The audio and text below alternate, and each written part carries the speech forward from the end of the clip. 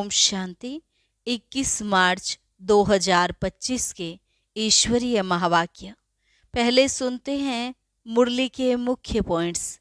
बाबा ने कहा, भक्ति मार्ग और ज्ञान मार्ग दोनों में सबसे श्रेष्ठ कर्म है दान करना। तो हर एक ब्राह्मण बच्चे को इन ज्ञान रत्नों का औरों को भी दान करना है। दानी को ही पुण्य आत्मा कहा जाता है। तुम्हारा अभी बाप के साथ लेन देन चलता है। तुम बच्चे अपना सब कुछ बाप हवाले करते हो, तो बाप फिर 21 जन्म के लिए स्वर्ग की बादशाही तुम्हारे हवाले कर देते हैं। फिर बाबा ने कहा, यह रावण ही तुम्हारा सबसे पुराना दुश्मन है।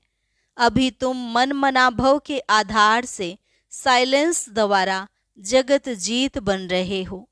तुम बच्चों को साइलेंस का शुद्ध घमंड रहना चाहिए। किसको भी दुख नहीं दो। बाप समान बन सबको सुख का रास्ता बताना है। यह है शिव ज्ञान यज्ञ, जिसमें तुम अपना तन मन धन सब खुशी से स्वाहा कर देते हो।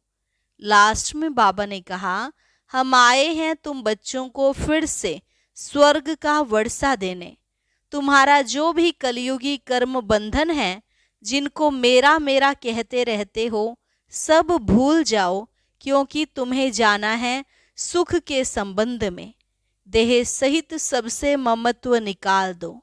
और अब सुनते हैं महावाक्यों को विस्तार से। मुरली का सार। मीठे बच्चे, तुम्हें अपने योग बल से सारी सृष्टि को पावन बनाना है। तुम योग बल से ही माया पर जीत पाकर जगत जीत बन सकते हो। प्रश्न, बाप का पार्ट क्या है? उस पार्ट को तुम बच्चों ने किस आधार पर जाना है? उत्तर, बाप का पार्ट है सबके दुख हरकर सुख देना, रावण की जंजीरों से छुड़ाना। जब बाप आते हैं तो भक्ति की रात पूरी होती है।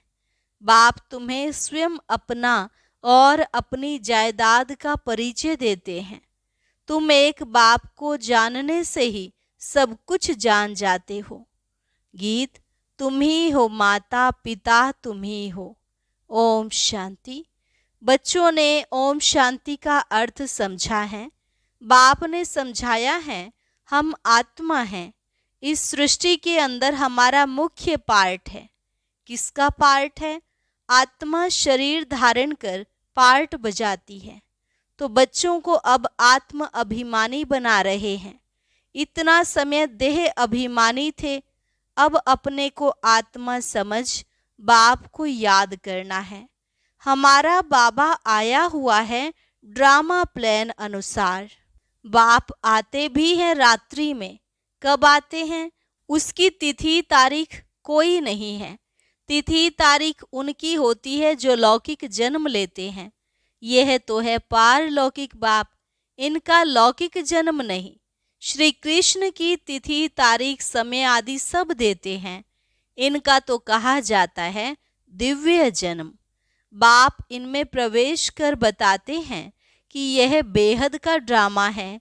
उसमें आधा कल्प है रात। जब रात अर्थात घोर अंधियारा होता है, तब मैं आता हूँ। तिथि तारीख कोई नहीं। इस समय भक्ति भी तमो प्रधान है। आधा कल्प है बेहद का दिन। बाप खुद कहते हैं, मैंने इनमें प्रवेश किया है। गीता में है भगवानुवाच, परंतु भगवान मनुष्य हो नहीं सकता। श्री कृष्ण भी दैवी गुणों वाला है। यह मनुष्य लोक है, यह देवलोक नहीं है। गाते भी हैं ब्रह्मा देवताए नमः। वह है सूक्ष्म वतनवासी। बच्चे जानते हैं वहाँ हड्डी मांस नहीं होता है।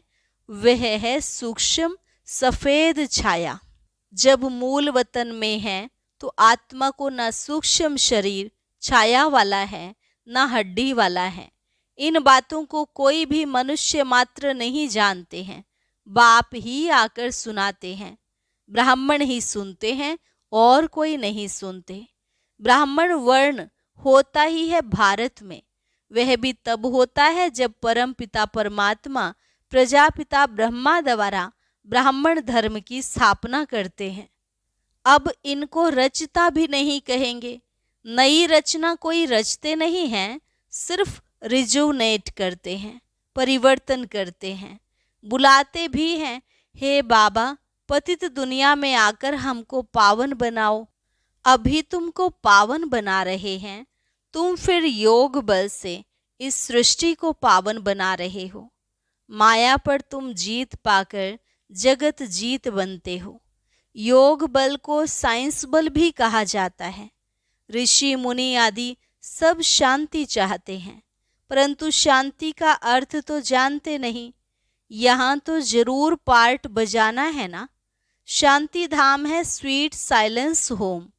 तुम आत्माओं को अब यह मालूम है कि हमारा घर शांति धाम है। यहाँ हम पार्ट बजाने आए हैं। बाप को भी बुलाते हैं, हे पतित पावन दुख हरता सुख करता आओ, हमको इस रावण की जंजीरों से छुड़ाओ।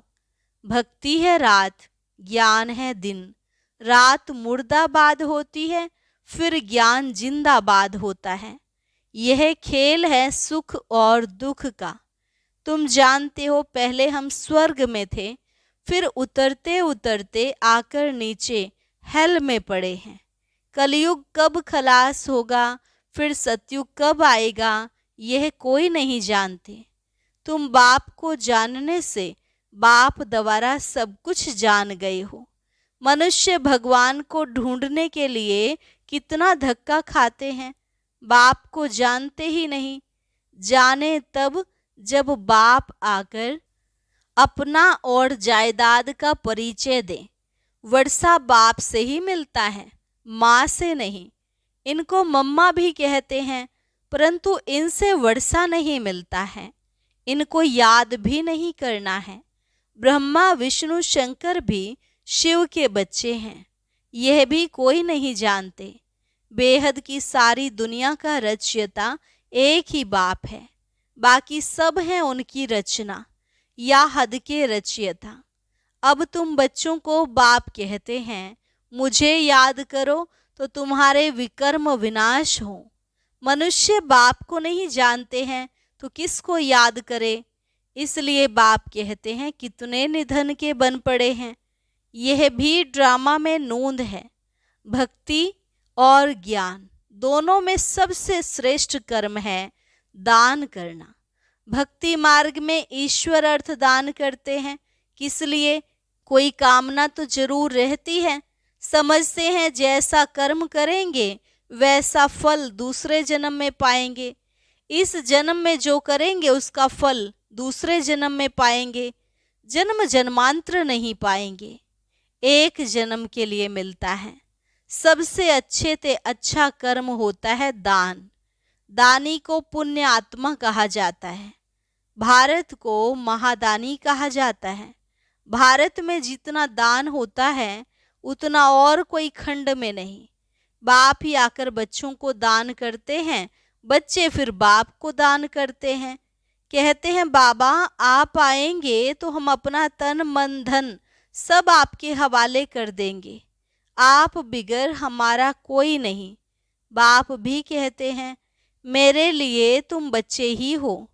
मुझे कहते ही हैं हेवनली गॉड फादर, अर्थात स्वर्ग की स्थापना करने वाला। मैं आकर तुमको स्वर्ग की बादशाही देता हूँ। बच्चे मेरे अर्थ सब कुछ दे देते हैं। बाबा सब कुछ आपका है। भक्ति मार्ग में भी कहते थे बाबा ये सब कुछ आपका दिया हुआ है। फिर वह चला जाता है तो दुखी हो जाते हैं। वह है भक्ति का अल्पकाल का सुख। बाप समझाते हैं भक्ति मार्ग में तुम मुझे दान पुण्य करते हो इनडायरेक्ट, उसका फल तो तुमको मिलता रहता है। अब इस समय मैं तुमको कर्म अकर्म विकर्म का राज बैठ समझाता हूँ। भक्ति मार्ग में तुम जैसे कर्म करते हो उसका अल्पकाल सुख भी मेरे द्वारा तुमको प्राप्त होता है। इन बातों का दुनिया में किसको पता नहीं है। बाप ही आकर कर्मों की गति समझाते हैं। सतयुग में कभी कोई बुरा कर्म करते ही नहीं, सदैव सुख ही सुख है। याद भी करते हैं सुख धाम स्वर्ग को, अभी बैठे हैं नरक में, फिर भी कह देते फलाना स्वर्ग पधारा। आत्मा को स्वर्ग कितना अच्छा लगता है, आत्मा ही कहती है ना फलाना स्वर्ग पधारा। परंतु तमो प्रधान होने के कारण उनको कुछ पता नहीं पड़ता कि स्वर्ग क्या है, नरक क्या है। बेहद का बाप कहते हैं तुम सब कितने तमो प्रधान बन गए हो, ड्रामा को तो जानते नहीं, समझते भी हैं कि सृष्टि का चक्र फिरता है तो जरूर हूबहू फिरेगा ना। वह सिर्फ कहने मात्र कह देते हैं। अभी यह है संगम युग, इस एक ही संगम युग का गायन है। आधा कल्प देवताओं का राज्य चलता है, फिर वह राज्य कहाँ चला जाता, कौन जीत लेते हैं यह भी किसको पता नहीं। बाप कहते हैं रावण जीत लेता है। उन्होंने फिर देवताओं और असुरों की लड़ाई बैठ दिखाई है। अब बाप समझाते हैं 5 विकारों रूपी रावण से हारते हैं, फिर जीत भी पाते हैं रावण पर। तुम तो पूज्य थे, फिर पुजारी पतित बन जाते हो, तो रावण से हारे ना। यह तुम्हारा दुश्मन होने के कारण तुम सदैव जलाते आए हो, परंतु तुमको पता नहीं है। अब बाप समझाते हैं रावण के कारण तुम पतित बने हो। इन विकारों को ही माया कहा जाता है। माया जीत जगत जीत। यह रावण सबसे पुराना दुश्मन है। अभी तुम श्रीमत से इन 5 विकारों पर जीत पाते हो। बाप आए हैं जीत पहनाने। यह खेल है ना, माया ते हारे हार, माया ते जीते जीत। जीत बाप ही पहनाते हैं, इसलिए इनको सर्वशक्तिमान कहा जाता है। रावण भी कम शक्तिमान नहीं है, परंतु वह दुख देते हैं, इसलिए गायन नहीं है। रावण है बहुत दुष्टर, तुम्हारी राजाई ही छीन लेते हैं। अभी तुम समझ गए हो हम कैसे हारते हैं, फिर कैसे जीत पाते हैं। आत्मा चाहती भी है हमको शांति चाहिए, हम अपने घर जावें। भक्त भगवान को याद करते हैं, परंतु पत्थर बुद्धि होने कारण समझते नहीं हैं। भगवान बाबा है तो बाप से जरूर वर्षा मिलता होगा, मिलता भी जरूर है, परंतु कब मिलता है फिर कैसे गंवाते हैं यह नहीं जानते हैं। बाप कहते हैं मैं इस ब्रह्मा तन द्वारा तुमको बैठ समझाता हूँ। मुझे भी ऑर्गन्स चाहिए ना, मुझे अपनी कर्मेंद्रियां तो हैं नहीं, सूक्ष्म वतन में भी कर्मेंद्रियां हैं। चलते फिरते जैसे मूवी बाइस्कोप होता है, यह मूवी टॉकी बाइस्कोप निकले हैं, तो बाप को भी समझाने में सहज होता है। उन्हों का है बाहुबल, तुम्हारा है योग बल। वह 2 भाई भी अगर आपस में मिल जाएं तो विश्व पर राज्य कर सकते हैं, परंतु अभी तो फूट पड़ी हुई है। तुम बच्चों को साइलेंस का शुद्ध घमंड रहना चाहिए। तुम मन मनाभव के आधार से साइलेंस द्वारा जगत जीत बन जाते हो। वह है साइंस घमंडी, तुम साइलेंस घमंडी अपने को आत्मा समझ बाप को याद करते हो। याद से तुम सतो प्रधान बन जाएंगे। बहुत सहज उपाय बताते हैं। तुम जानते हो शिव बाबा आए हैं हम बच्चों को फिर से स्वर्ग का वर्षा देने। तुम्हारा जो भी कलयुगी कर्म बंधन है, बाप कहते हैं उनको भूल जाओ।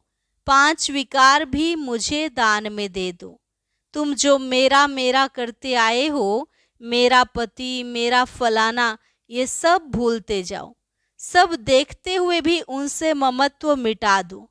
यह बात बच्चों को ही समझाते हैं।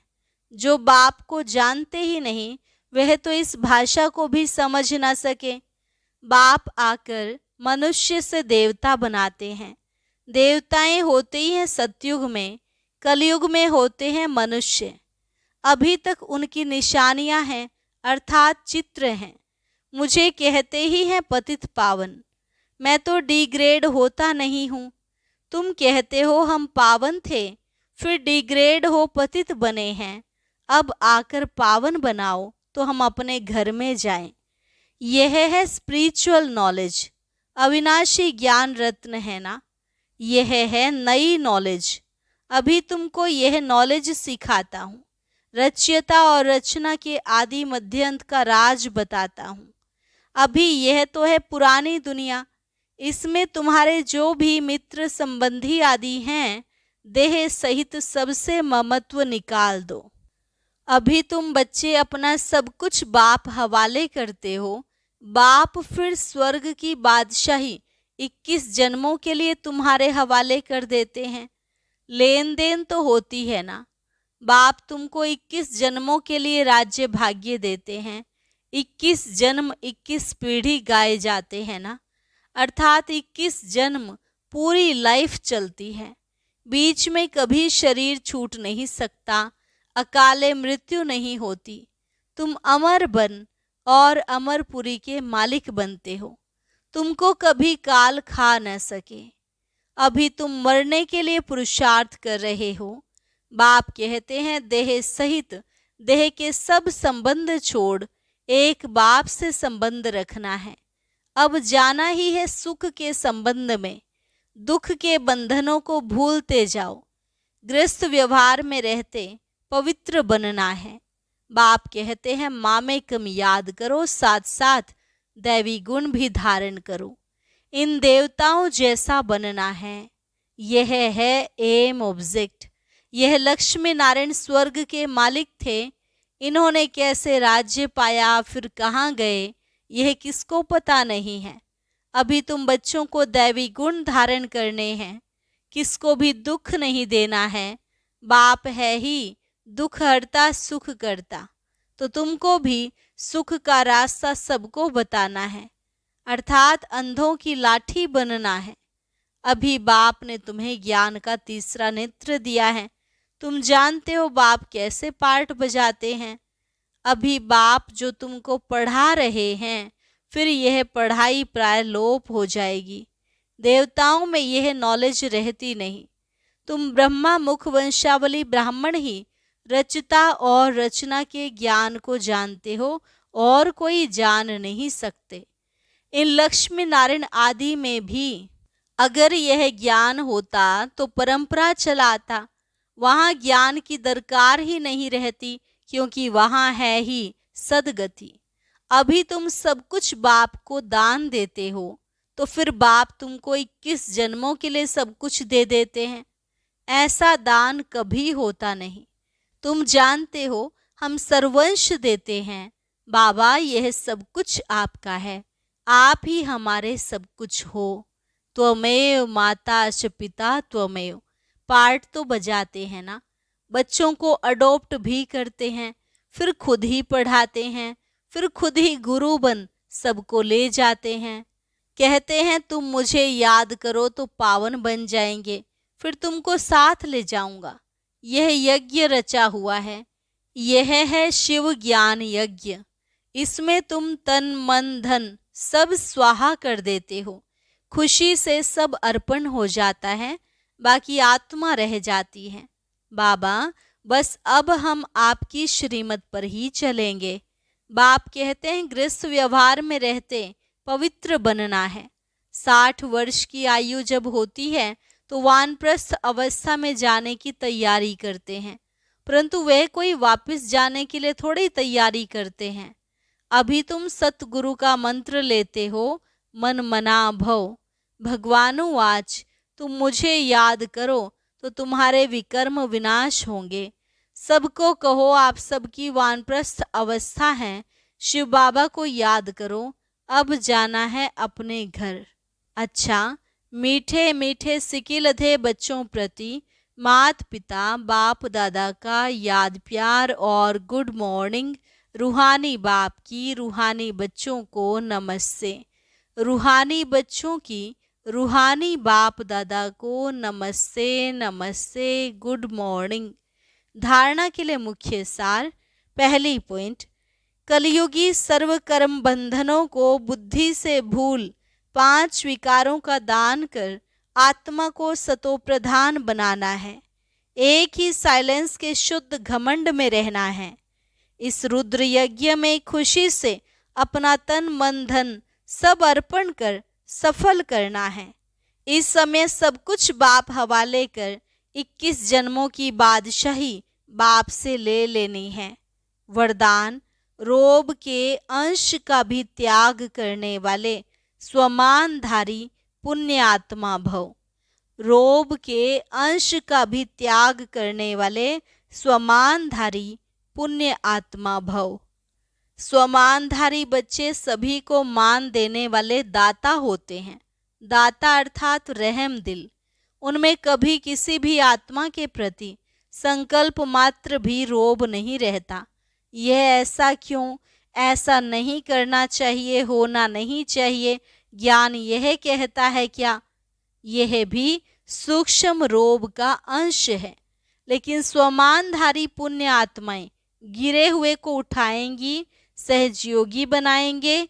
वह कभी यह संकल्प भी नहीं कर सकते कि यह तो अपने कर्मों का फल भोग रहे हैं, करेंगे तो जरूर पाएंगे, इन्हें गिरना ही चाहिए।